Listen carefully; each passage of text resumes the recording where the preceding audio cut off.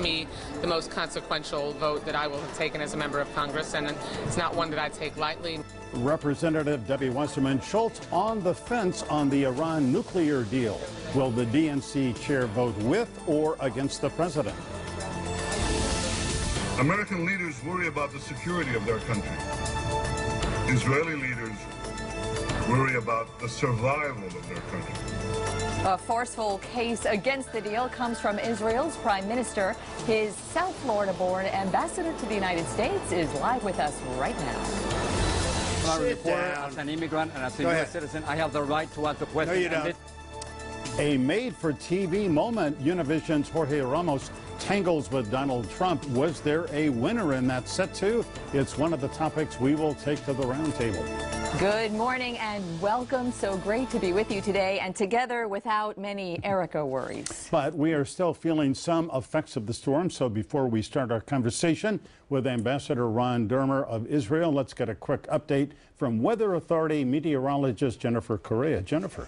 Hey, Glenna and Michael, and certainly lucky that we did not get that tropical storm Erica. It completely dissipated, but we're still dealing with the remnants low of Erica. As you can clearly see, still some rain on the radar. We do have a thunderstorm moving into southeast portions of Miami-Dade County, impacting Cutler Bay and Homestead at the moment. The Keys have been dealing with heavy downpours now, pushing over the Marquesas Keys. Marathon also dealing with some rain. It's lighting up a bit, and this is what it looks like. We still have plenty of moisture to contend with all day today and as we start off the new week. So flood watch is still in effect for us here in South Florida across much of the Sunshine State, and it will be in effect till tomorrow morning. By the way, we easily had 2 to 3 inches of rain overnight. We certainly heard the thunder, the rain, and saw the lightning show overnight. Miami picking up over 2 inches of rain so far since midnight. I'll have more on our forecast coming up.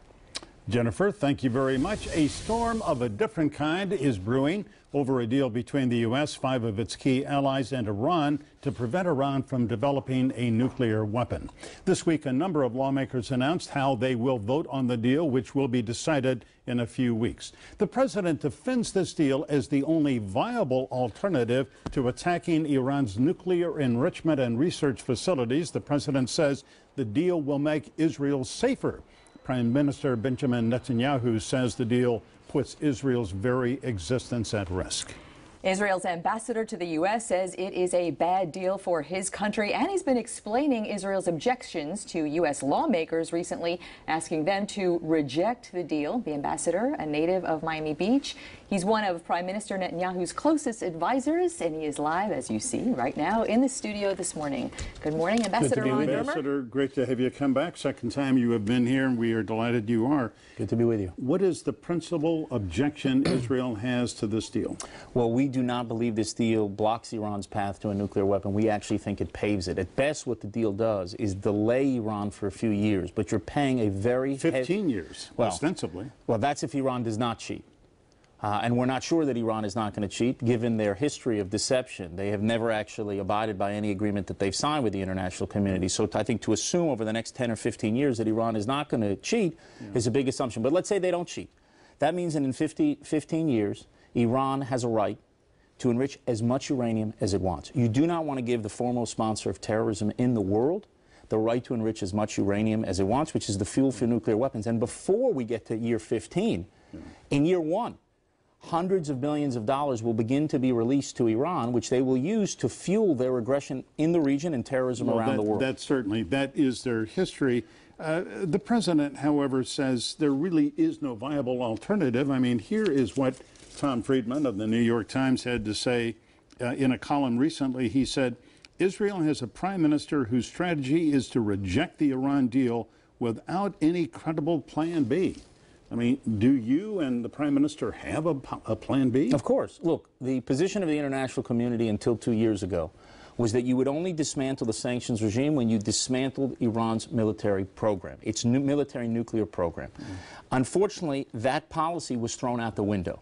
Then the Prime Minister came to Washington a few months ago and he gave a plan B. And he said, look, if you're going to leave Iran with capability that they do not need for a peaceful program, it's important your viewers understand. 17 countries around the world, including Canada, your northern neighbor, Mexico, your southern neighbor, they have nuclear reactors. They do not enrich uranium.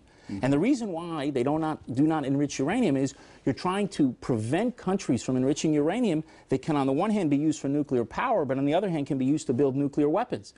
And you do not need to enrich uranium to have a peaceful program. So the Prime Minister said, if you're going to leave Iran with capability, at least make sure that the restrictions that the deal will be put in place for this deal, that the restrictions will only be removed if Iran changes its behavior. Michael, what this deal does is 10 years from now, 15 years from now, Iran can be a greater terror sponsoring regime than it is today, a bigger aggressor in the region, a bigger threat to Israel, a bigger threat to the United States, and it's building ICBMs, intercontinental ballistic missiles, which are for you, not for us. And Iran can do all those things, and they don't need to sneak in or break into the nuclear club. They can walk into the nuclear club. So the alternative to this deal is to reject a bad deal that's on the table, to ratchet up pressures on Iran, and to force them to accept a much better deal. But that's an argument that you must be taking to the dozens of lawmakers that you've been talking to. Do you think the lack of an understanding of what might be an alternative is resulting in, I mean, we've seen momentum in specifically Democrats throwing their support publicly in the last 2 weeks beyond this deal. I think it's at 30 Democrats now say that they support it. Maybe it's the lack of a convincing argument for an alternative that they are afraid of. Well, you've had 30 senators who are for the deal. You've had over 50 who are against the deal. You have by 2 to 1 the American people against the deal. So I think most people understand that this is a very bad deal. You'd have to invite those senators and ask them specifically why they think that this is a good deal. We believe this deal endangers the very future of Israel, endangers countries throughout our region, and we think it will endanger the United States. This is a regime that is leading chance of death to America today. 30 is a significant number because 34 is veto-proof. Yeah. That's true. That's true. But understand, when the majority of the American people reject the deal, and they are rejecting the deal, that's a big thing as well, because usually the majority of the American people will follow the President of the United States on a foreign policy matter. In this case, they're rejecting that policy, just as the people of Israel have rejected it across the political spectrum. We are united. We are united in saying that this is a very bad deal, and we hope it will be rejected. Well, in fact, I don't know that you are. I mean, I'm not obviously Israeli, but I was reading a report here from P.J. Goldberg. This is from the Sun Sentinel. This is an op-ed piece in which Mr. Goldberg, who is the editor of The Forward, a respected publication, points out that many Israeli military officers, people in the Mossad and in intelligence services in Israel, they may not love this deal, but they are saying, now some publicly, that it's one that should be accepted. So it's not as if there is uniformity. I mean, Lord knows, I've been to Israel, and you hear lots of different opinions from everybody because it's a democracy. But it's not as if everybody is signed on with Prime Minister Netanyahu. You remember the story from the Bible where Moses does 10 plagues, splits the Red Sea. He goes up for 40 days and 40 nights. He's 8 hours late. He got a golden calf, right? We are a free country in Israel. We're a democracy. We don't have uniformity of opinion on anything. There's always going to be people who are going to oppose this or that policy. Right. What is unique, Michael, but military intelligence people. Yeah, no, but what is unique in how few people are supporting this deal. This unites not only the Prime Minister and the head of the opposition. 30 out of 33 members of our Foreign Affairs and Defense Committee said this is a bad deal. All the security officials who are actually responsible today for the security of the country, they believe this is a very bad deal. Will you be able to find an Israeli in a democratic Jewish state that will oppose the policy of the Prime Minister and everyone else? Yes, you will. Yes, I will admit freely. Yeah. When you meet with lawmakers, what are you telling them? Well, I'm trying to explain to them why this alternative is so bad, because what everyone is saying is, what's your alternative? But first, people have to understand what this alternative is. You say, well, there's a big question mark of what's going to happen if this is rejected, but there's an exclamation point on what's going to happen if this deal is accepted.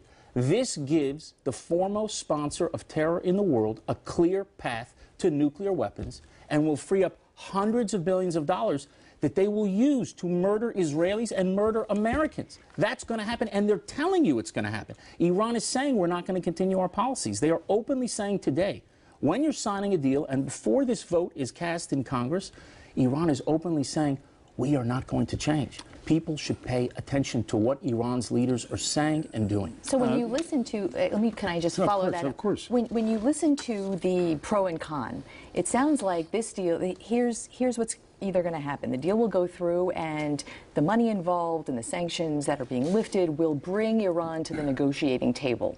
Or this won't work and there will be war. Which is right? Or is it something in between? Look what we had. We had for almost 2 years, no deal was better than a bad deal. That's what everyone was saying. When did all of a sudden that turn from no deal is better to a bad deal, that it's war or this deal? The truth is, you can reject this deal. You're not going to have war tomorrow with Iran. And what this deal does is it actually makes the possibility of war much greater. When you give the foremost sponsor of terror in the world hundreds of billions of dollars that they're going to use to fund Hezbollah in Lebanon, Palestinian terror organizations in Gaza, the Shia militias in Iraq, the Houthis in Yemen, what do you think is going to happen in the Middle East? They're going to pour fuel on all these fires, so it dramatically increases the chances of conventional war over this decade. And then if they abide by the deal, Michael, in the second decade, you might be dealing with an Iran with nuclear weapons. That is the greatest danger you can face in the world, militant Islam and nuclear weapons together. And this deal basically rolls out the red carpet for that to happen in a few years. Well, the world will not be safe with an armed nuclear Iran. I mean, that's simply, and the president has said that can't happen. The question is, how do you prevent it? And that's what we're talking about. So hold on. Ambassador Ron Dermer will be back with Israel's ambassador to the U.S. in just a minute.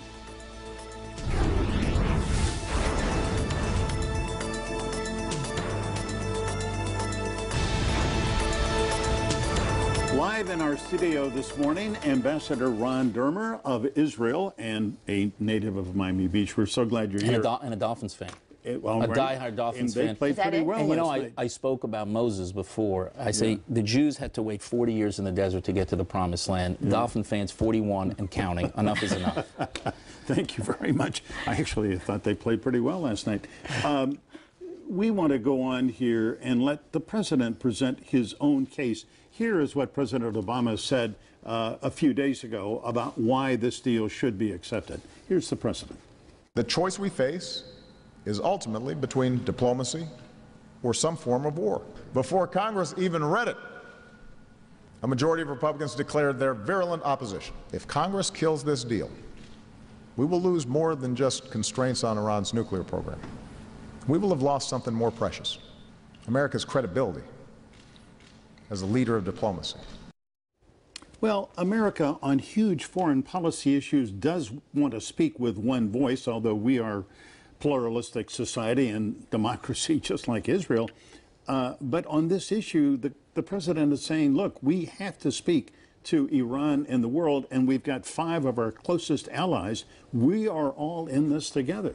Look, our problem is not speaking to Iran. Our problem is the deal that was signed. As I said, it's not a deal that blocks Iran's path. It paves it to nuclear weapons. And I want you to understand something, Michael. We do not question the motives of the President of the United States, the Secretary of State, or anyone else. We're not impugning their motives. They believe, and I have no doubt about this, they believe this deal makes Israel safer, makes America safer. We just disagree on the judgment of what is going to happen in the real world once this deal is signed. And I think when Iran's president, Iran's supreme leader, are leading chants of death to America, death to Israel, when they're going to rallies where they burn American and Israeli flags, while they're doing an agreement with you, that should tell you everything you need to know about this regime and what its intentions are. And they have said that Israel should be wiped off the face of the earth. They deny the Holocaust. We know their terrible history. I think what the president and his administration, Secretary Kerry, are trying to do is look down the road to the 70% of Iran is made up of people who I think who are 30 and younger. They want to be part of the world. They want to be part of modernity. They don't want to live in the 15th century. Absolutely. But I agree with you totally. The people of Iran are actually a great hope for the region because they despise this regime. The problem is this deal just sent a lifeline, gave a lifeline to this regime. It's going to give that regime hundreds of billions of dollars. It's going to give them the ability, the regime, to actually both have prosperity at home and aggression abroad. Do you think actually the regime is going to change when all incentive for the regime to change is being removed by taking away the sanctions regime? And and you wouldn't remember this, no one will remember this, but 100 years ago, President Woodrow Wilson came back from Europe with an idea of the League of Nations. He thought it was a great idea in order to enforce international peace and security. It was something the president deeply believed in, and he had the whole world rally to his side. That was rejected by the Senate of the United States 100 years ago, and it turned out that that League of Nations idea was terrible. The Senate actually was right. It didn't stop aggression. It didn't stop Hitler from doing what he's doing. And so maybe had they actually renegotiated a deal and had something that could actually protect the collective security of the world, maybe you could have avoided World War II. I think it's very important that this deal gets rejected and we get to a much better deal. Ambassador, if it's not rejected and if it's approved, what is Israel prepared to do? Well, look, Israel always reserves the right to defend itself under all circumstances, and we think that this deal is going to make the Middle East a much more dangerous place. I have no doubt whatsoever, no matter how this goes, that the U.S. and Israel are going to have to work together moving forward in order to address the enormous security challenges that we will face together. We have no better friend and ally in the world than the United States of America. We believe that America has no better friend and ally than Israel. Certainly that's the case in the Middle East, and we think we're going to have to work together and address the enormous challenges that we're going to face. We hope that the challenges are not going to be even greater, which is what we think this deal will do. And what does that mean in practical terms? What is the country prepared? What is Plan B? Is Plan B in force, and as much as you can talk about? Well, we will always reserve the right to defend itself. Right now, Iran is opening up many fronts in a war against us. They're, through Hezbollah in Lebanon, have 100,000 rockets pointing at Israel. Thousands of those rockets have been fired at us. Through the Palestinian terror groups in Gaza, that's Hamas and Islamic Jihad, they've got thousands of rockets. They fired over 20,000 rockets at Israel. Iran is trying to establish another front against Israel on the Syrian Golan, and they're trying to arm Palestinians in the West Bank and Judea and Samaria to wage terror attacks against us. And they're announcing day after day that Israel should be annihilated and Israel be destroyed. So Israel's not just going to sit on its hand and not defend itself against Iran's aggression. We're going to have to continue to do that, and I'm sure that we'll do that with our ally, the United States. If I may, Ambassador, let me quote again. I happen to think Tom Friedman on the Middle East is a very wise man. And on this very subject, he said, Israel plays when it has to by what I call Hamas rules, war without mercy. He says, you know, the Israeli army tries to avoid hitting civilian targets, but it has demonstrated in both Lebanon and Gaza that it will not be deterred by the threat of civilian Arab casualties when Hezbollah and Hamas attack Israel. Well, I think that that statement is actually outrageous, given how Israel fights wars. We don't fight wars like the dictatorships around us. In Hama, you had Hafez Assad kill 20,000 people, had no regard for human life whatsoever. Israel fights wars that no nation in the history of warfare fights.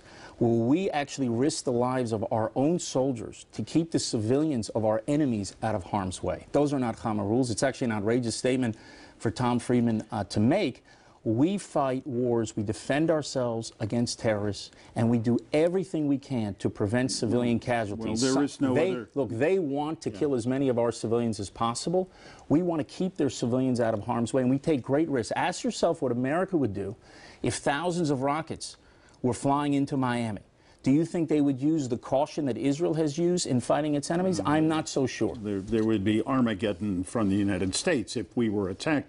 And I think that everybody knows that Israel is the only country in the world where the military calls up a target in Gaza, as they did last summer, and says, get out of the building because 3 minutes from now, 5 minutes from now, we're going to attack. So we make phone calls, we drop leaflets, we send text messages. We do everything to keep the civilians of our enemy out of harm's way because we celebrate life. But our enemies glorify death. They not only target our civilians, but they hide behind their own civilians. And you should not allow these enemies, whether it's Hezbollah or Hamas, or the greatest enemy that Israel has, Iran, we should not allow enemies who glorify death to get the weapons of mass death. Ambassador, this week, the people who are going to be voting on this are walking a very delicate dance, and Debbie Wasserman Schultz, DNC chair, and also representative to so many people in South Florida, including us here, we've talked about before, bringing in Joe Biden to do the sell this week. What do you think about that, and how do you foresee that going? Look, the president believes that this deal, as I said, is going to make Israel and America safer. The vice president obviously believes that, or he wouldn't be supporting it. We just have a different judgment on what's going to happen. We're making our case. Others are making their case. Ultimately, it's going to those people, those elected members of Congress, they're going to have to decide. I think at the end of the day, in 5 years, 10 years, 15 years from now, all of these arguments are going to wash away. And the only thing that's going to remain is this central question. Where were you at this critical time when a deal was made with a regime that openly calls openly chants death to America, death to Israel, proudly burns American Israeli flags? I think history is a very, very unkind judge, and I think that's the only thing that's going to last. Ambassador Ron Dermer, so good to have you come in. Thank you. You made a very good argument for your case, and we will be following closely. I think September 17th is the date that the vote is tentatively scheduled. Maybe even a few days before. But it's by September 17th, and we're making the best case we can, and we hope that people will make the right decision. Ambassador, thanks so much. Thank you. Appreciate it. Donald Trump takes on one of the most respected journalists in the country, and when he did, was there a winner? That is just one of the topics we take to the roundtable, and that is next.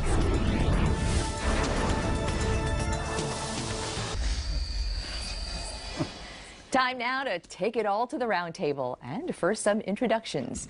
Say good morning to Mark Caputo, who covers Florida politics for Politico, the go-to website for political news. Marlon Hill is a Miami attorney with the Hamilton Miller and Berthasell firm and also a radio broadcaster. And Rosemary O'Hara is the editorial page editor of the Sun-Sentinel, where strong opinions are served up daily. A veteran roundtable this morning. Welcome all. Thank you so much for being here. Glad to have you here. We will get to the Iran nuclear deal and the political implications in a minute. First, though, let's talk in the big story of the news this week, obviously, is the weather and Erica, and thank goodness all we're getting is wind, rain, and, you know, little after effects of the storm. But I think, Rosemary, what we saw was kind of a dry run, as it were, a rehearsal for our emergency management system. How'd you think they did? Well, it's hard to know, really, because in the end it wasn't tested. Right. But it did, you know, sound the alarm and get everybody on edge. Again, one of the big questions to me, I mean, there were issues of 911, will it work? You know, citizen insurance, will it work?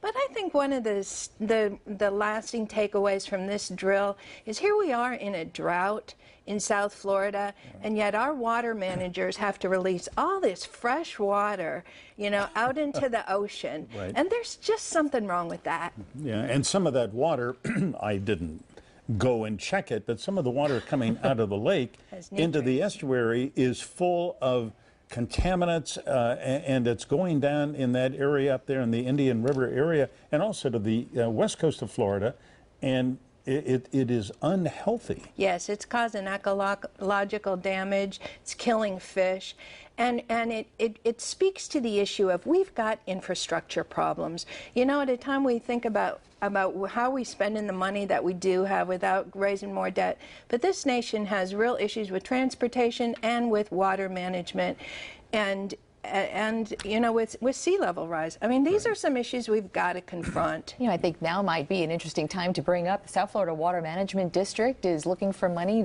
Governor Scott slashed the budgets of all the water managers, and they're going into reserves to do what they need to do at base level. Newsflash, Governor Scott is doing what he said he'd do. He's cutting taxes, and now people are complaining about it. I mean, this is one of the reasons he ran, and that was probably one of the only taxes he had left to cut. It is interesting because the Water Management District is the front line, the South Florida Water Management District, for Everglades restoration, which is what you were talking about. We need to improve our infrastructure. That's dragged on for years, and it doesn't seem like Everglades restoration has gotten noticeably better. And at a time when these needs are in place, South Florida Water Management District also cut its taxes. So they're going into reserves rather than taking the money that would have come in this year. You know, I know, Marlon, you tweeted a lot about your friends in the Caribbean who were hit much harder than we were. And well, some people say that we are part of the Caribbean as well. And there's so many people here who are. Well, you know, certainly Danny and Erica spared us the damage in terms of their dissipation, but certainly the folks in Dominica are tremendous damage there. It's one of the best places for ecotourism. They have tremendous problems with infrastructure because that island has over 365 rivers, and they had over 16 inches of rain for over 11 hours. So they're dealing with lots of issues now. The USAID is the lead agency responding, but certainly Venezuela is already there giving support. and other countries to provide support for Dominica. So we're hoping that our state can also step up, because Dominica is the top trading partner to Florida as well. Is it? Yeah. Just a kind of not exactly an afterthought, but I was at the Miami-Dade Emergency Operations Center when Governor Scott showed up and made a statement, did a tour, watched the weather, and said a few words. And I don't want to sound churlish, but I was sort of underwhelmed. You know, to his credit, whether you like Jeb Bush or not, and you know the governor very well, during the storms of 2005 and 2006, he was large and in charge and made sure things were all operating as well as they could operate. And this was not as grave a situation, but I'm going to tell you, Mark, I mean... You don't have high confidence in the current governor regarding storm management. The governor, it's a good thing we've got professional managers running these things, because frankly, he didn't seem to kind of understand the system. Well, one of the untold things about Jeb's management of the storms in 2004 and 2005, it was, what, 8 hurricanes in 14.5 months, is that he had great people around him. And we're going to see if Rick Scott does, if we ever get tested. Yeah. I would like to shift the focus a little and bash the insurance industry, which... Be our guest. In 2007, Governor Charlie Crist expanded Citizens Property Insurance, the insurer of last resort, because private insurers were pulling out, and they were demanding that the legislature have citizens raise rates on more people. And they claimed that at the time that this was done, that this was going to be the worst thing ever, and that Florida was the largest, one storm away from the largest tax increase in Florida history. Well, that didn't happen. And then, since Governor Rick Scott has gotten in, and the legislature, they've scaled back those reforms. And I don't know about you guys, but my insurance rates went up and up and up and up. And it's the same thing in the private industry as well. Must be the reason why my homeowner's insurance changes every year as well. Right. It is a scam. We have not been hit by a hurricane in 10 years, and hopefully that'll remain true, but it's not like we're seeing the savings as a result. But now Citizens wants to raise rates because of water damage claims. Well, there is a scam there as well. There are some very dirty companies out there that have found a way to game the system, and Citizens is essentially almost required to pay some of those out. Let's, if we can, turn our focus to the Iran nuclear deal and our South Florida members of Congress. Rosemary, a couple who represent Broward County, you know, your bailiwick, Ted Deutsch, Alcee Hastings, are both Democrats and have both said they're going to vote against. Debbie Wasserman Schultz, as Ambassador Dermer was saying, well, he's talked to her. I talked with her this week, and I'm still weighing things, haven't made up my mind. She really is in a difficult position. She is, and we have editorially encouraged both her and Lois Frankel to support the deal. Look, it's not a perfect deal. We're not going to get a perfect deal. If we want to hold out for perfection, we're going to come away empty-handed. It is the best deal that over 2 years, 5 big countries think this is a way to find some middle ground that just deals with the issue that Iran is 3 months away from the red line of having a nuclear deal. You know, does it give, in 15 years, might they get there again? Yes, nobody trusts them, but that's why we have all these inspections. Right. And there will be, and excuse me, Maura, and there will be, hopefully, this generation coming behind in Iran who want to be part of the West, want to be part of the world, who may be the decision makers in 15 years. I think that's part of what the Obama administration is counting on. It's unfortunate, Michael, that this huge issues happening always in August. Why do we leave these big discussions and big debate over August and the summer break? You know, the perfection that I'm shooting for is peace, okay? And hopefully, you know, bringing the nations, what are we striving for with the United Nations? Bringing countries to the fold and dealing with issues of security and human rights. And certainly, the bulk of the world, well over how many nations? 80 nations have signed on to this imperfect, perfect deal, right, of peace. Yet you listen to the ambassador of Israel, who is looking as next door neighbor almost to a country that promises annihilation, and to think about that country being armed with a nuclear warhead is a whole big game changer from any argument that goes on within these borders. Well, it's not about trust. It's definitely about verification, right? This is the whole issue, right? The fight over, this is the whole issue of the diplomatic fight for the Iran deal is, are we going to prevent neighbors of Israel to have a nuclear weapon. And the president has said over and over, it is not about trust. It is all about verification. I mean, as Gorbachev said to Reagan. Reagan to Gorbachev, actually. Right. I'm sorry? Reagan and Gorbachev. Reagan we and should Gorbachev. stop, I think. Yeah. And these Yeah. sanctions haven't kept Iran from getting so close to the deal. So to say, well, just make them harder, it's not working. I mean, we need another approach, and this is the best deal that our guys think they can get. All right, we're going to take on that note, quick break. We'll be right back. Sorry. Well, we want to refer now to a moment in the presidential race this week, which was very dramatic and I think caught all of our attention. I know Wednesday night, I guess it was, Donald Trump was speaking in Iowa at a news conference and was confronted by the anchor for Univision News, Jorge Ramos. Let's see a little bit of that. Okay, well, we do not have the confrontation itself, but there is... But who hasn't seen that Mr. yet? Trump, and we know what happened. Mark, we saw Jorge Ramos stand up, and even though he was not called upon, he began with basically a kind of a lecture to Trump on his, that is Jorge Ramos's views on immigration before he ever got to a question. What was going on here? Well, what was going on is Jorge Ramos was doing what Jorge Ramos does. He's not necessarily as much reporting the news as making himself the news. He practices agenda-driven journalism, and he even said he took this issue personally. Now, generally in our profession, you're trained not to take things personally. You're trying to get the facts out. And what's interesting about what's happened is he got thrown out of a press conference, which he shouldn't have done, and Donald Trump should be condemned for it, and the other reporters should have asked the question that Ramos was trying to ask. Right. But what you're seeing is this dialogue now that's been created where Ramos is made to look like, he even said it on the ABC show right before this one, where he implicitly compared himself to Walter Cronkite. Jorge Ramos, you are not Walter Cronkite. What he was asking, the question that he asked was, Mr. Trump, what is your plan for rounding up and throwing out 11 million people? And, you know, however he asked the question, that's actually a valid question. Exactly, it's a valid question. But, you know, we've all been to press conferences.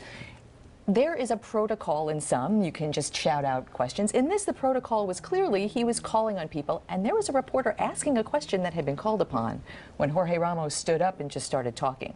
So I'm not sure that that translates to people who are watching, but he interrupted. But yeah, I'm sorry for interrupting you, but people don't necessarily care now. What they want is they want their agenda pressed. If Jorge Ramos had gone up and actually shouted out his question, that's one thing. But again, shouting out his bill of grievances, that's quite another. On the other hand, you know, he had asked Trump for an interview. He refused to do interviews with Univision, and Univision has played a role in this presidential race in calling out what for Hispanics is one of the biggest issues, and that's immigration. Absent his access to Trump, he goes to this conference. He doesn't pretend to, he's like us. We're opinion journalists. I'm an opinion journalist. I care about things and I stand up for things, and he sees himself as standing up for the issues that his audience cares about. And was it inelegant, and maybe should he have waited his term? You know, yes, but on the other hand, at least he is asking the questions that the others in that room were not. I want to get Marlon into the conversation. Marlon, how did you see this tete-a-tete here? Listen, I have to check my Max tracker to see where Hurricane Donald has made his way between Danny and Erica. Wait, that's a great idea. Because we're taking that's that what upstairs. has happened, right? He's causing them. He wins, right? Because he's playing to challenge the media, challenging the establishment media, whether you're Hispanic or non-Hispanic.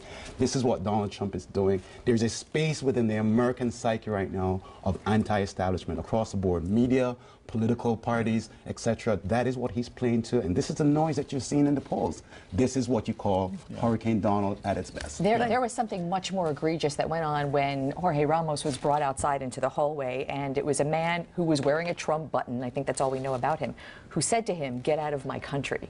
To me, that's what we should be talking about. And he said it in a hateful way. Is a United States citizen. He's lived here, what, 27 years, and he is, whether you like his style or not, he is watched as the Univision anchor by as almost, or maybe more people than watch CBS, ABC, NBC nightly news. I mean, this is he is not the Walter Cronkite of our times. But he's watched by. But he is watched by a huge number. But you know what? So is Donald Trump, and Donald Trump is a panderer. And the danger of Donald Trump's rhetoric is that it causes the people that Glenna mentioned to come out and say, basically, get out of my country and/or go back to your country.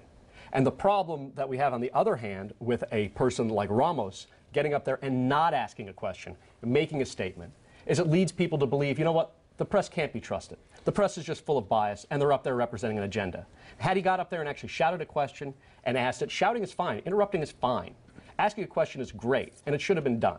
But what he does makes journalists look bad, and it justifies the excuse. I also think for Donald Trump, that Donald Trump handled it pretty well. I mean, by bringing him back in and Donald going Trump handled one-on it with horribly. He had his gendarmes remove a reporter from a press conference. After that, but then he brings him back in. He holds his own. But in the end, the people, one of the groups that suffers most is the GOP, which desperately needs to position itself as embracing of the Hispanic vote, and that's one of the takeaways of this episode. Well, that provides a very nice transition to Jeb Bush, who tried to sort of explain away his use of the phrase anchor babies, which offends a lot of people, by going and saying, well, I really wasn't talking about Mexicans, I'm talking about Asians who come to the that makes it better. I didn't get that at all. Boy, that repaired all the damage. Do you get what that means? Well, what it was Jeb being peevish, because in background, 2013, he heads the Hispanic Leadership Network. It sends out a talking point to not to reporters, to Republicans, saying, hey, don't use the word anchor baby, it's offensive. 2 years later, he's running for president, and he's using the word anchor baby. So, hey, why are you using this term, Governor? Well, Jeb, being very peevish, thinks, how dare these people question my motives about Hispanics? Well, really, more anchor babies, he says, don't come from Latin American countries, they come from Asia. And it's like, way to go, Jeb. Way to put the kick me sign on you. One of the surprises in all of this is that there is something called medical tourism. 40,000 people come here a year, women, to give birth to babies. And we allow that because America's health system is so great, but people are taking advantage of it to come here to give birth. Of course, a lot more are coming here, not for medical tourism, but 400,000 just to come and give birth.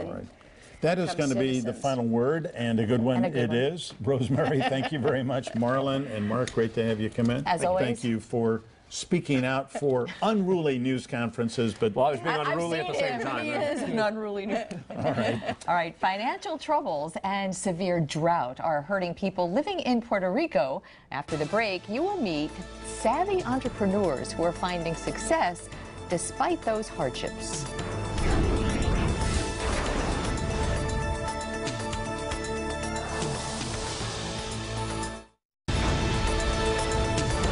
Let's take a look now at a crisis in the Caribbean. For the last few days, Local 10 News has been detailing the economic hardships, severe hardships in Puerto Rico, combined with struggles from a severe drought there.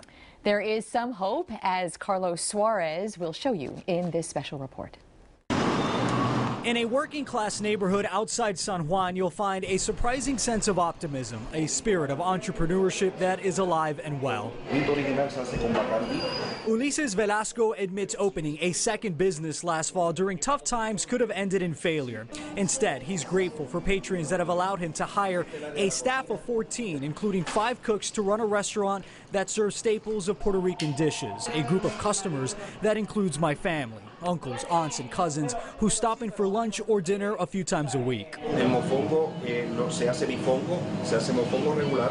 Velasco also runs a cafeteria at a hospital, a business he's owned for years that allowed him to save money amid an economic recession. Quise montar buscando otra alternativa. Dije, pues, ¿para qué buscar? I always wanted to open another business, he said. He even flirted with the idea of expanding in the U.S., but said he decided to stay on the island. Now, keeping the mojitos flowing hasn't been easy in recent months. An increase in the sales tax makes eating more expensive, and the drought has led to an increase in the cost of food. Uno piensa en eso, piensa en la gente de poder no subir el precio. De poder You think about the customer and not wanting to raise prices, he said. Velasco has 2 cisterns atop the restaurant, which allows him to collect water. Workers use it to wash dishes and keep the bathrooms in service on days where water rations kick in for the neighborhood. Leaders on the island point to Velasco's success as a remedy to the anemic economy, but some worry that tax hikes and a lack of economic incentives will encourage businesses to look elsewhere.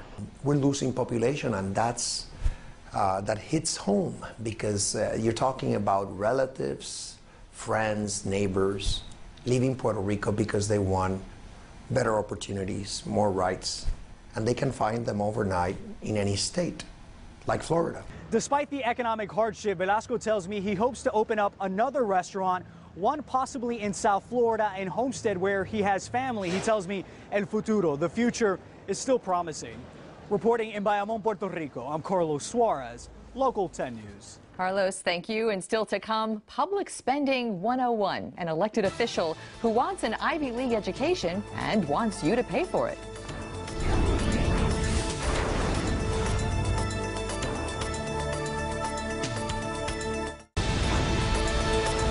Here is a live look now from our Hollywood beach cam. It looks pretty rainy and windy out there. Well, it sure could be worse, though. Here's Weather Authority meteorologist Jennifer Correa with a very wet Sunday forecast. Hey, Glenna, Michael, yeah, it could have been worse if we had that tropical storm. The winds would have been much higher, but luckily we're just dealing with remnants of Erica. However, still producing plenty of rainfall around the Keys and into our areas in Broward and Miami-Dade. So far, 2 to 4 inches in the past 24 hours. There's been reports of trees and large branches down. This was early this morning. This happened in Rock Harbor, Key Largo. Now, we're still seeing the rain on the radar, zooming in into Miami-Dade. Some showers, heavy showers developing over North Miami Beach and then southern Miami-Dade, Homestead, Cutler Bay dealing with a next round. That will be pushing off towards the north and at the same time wrapping around towards the northwest. You can see that just to the west of Key West, also with some heavy downpours and strong thunderstorms, possibility of that over Marquesas Keys. Lots of moisture still available to help produce these heavy rainfall. The wind speed has picked up as well. Grab those raincoats as you head out the door tomorrow. Glenna? Jennifer, thank you. Anyone who has watched Miami-Dade Commissioner Juan Zapata drill into staff about budget and spending knows he is all about protecting public money and finding the wisest ways to spend it, which is much of the reason he is being blasted over his request for taxpayers to foot the tuition bill for his master's degree in public administration from Harvard University. It's $30,000+, and he added travel expenses back and forth. Univision reporter Erica Carrillo first questioned the commissioner about it. Herald reporters had his emails calling his staff, quote, malicious for leaking it. The tuition reimbursement, as the county attorney pointed out, is perfectly legal as long as the expense benefits his constituents. And it's hard to argue that a well-educated, skilled public official is a benefit to his constituents. So you have to wonder what the good people at Florida International University are thinking. The whole MPA degree program there is less than $14,000. FIU is right there in Zapata's commission district. He's been a solid supporter of the school. He's teamed up with FIU researchers for urban planning. He supports the board and administration. He tried to get David Beckham to use FIU Stadium for soccer. So why would he travel to Cambridge and miss so much time in his district for something he could get right there a few zip codes away? The better question is, what does Harvard provide county residents and businesses that FIU does not? That's a valid question if they're going to be paying the tuition. And that is something the commissioner still has to answer. So what do you think? We certainly do invite you to weigh in on any topic you like. Email, Facebook, Twitter, they are all there. The addresses, easy to find, and we like to respond. And remember, stay informed, get involved. And stay dry. If you can.